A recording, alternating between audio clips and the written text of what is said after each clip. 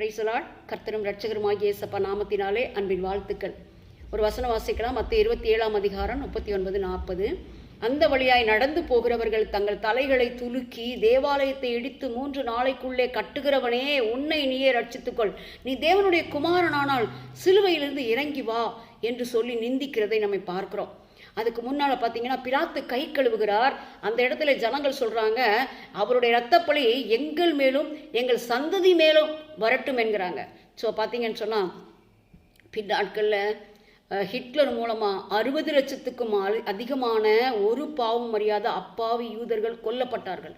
வார்த்தைகளில் ரொம்ப கவனமாக இருக்கணும். நியாய தீர்ப்பு நாளிலே நாம் தைரியமாக ஆண்டவருக்கு முன்பாக நிற்கணும்னு சொன்னால் அன்பு நம்மிடத்தில் பூர்ணப்பட்டிருக்க வேண்டும்.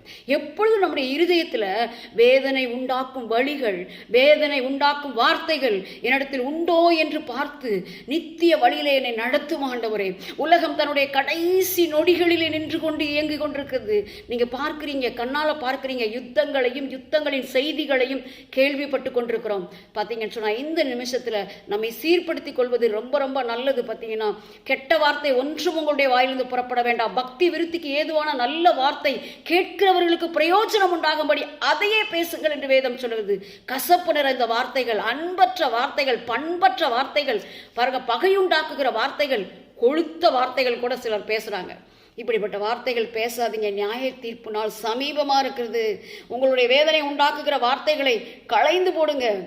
பாருங்க, மனிதர் பேசும் வீணான வார்த்தைகளை குறித்து நியாய தீர்ப்பு நாளில் கணக்கு ஒப்புவிக்க வேண்டும் என்பதை மறவாதிருப்போம். நம்முடைய சந்ததிக்கு பாவத்தை அல்ல, சாபத்தை அல்ல, கிருபையை சேர்த்து வைக்க நாம் கடனாளிகளோ இருக்கிறோம். சிலர் பேசும்போது நம்முடைய இருதயம் பதறுகிறது. அவருடைய வருகை அதிசீக்கிரம், ரொம்ப சீக்கிரமா மனம் திரும்புங்க.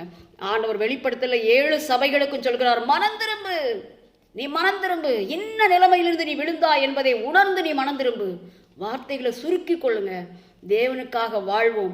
இருக்கிற கொஞ்ச நாட்களில் கிருபையை பற்றி கொள்வோம். கர்த்தர் தாமே ஆசீர்வதிப்பாராக. ஆமென்.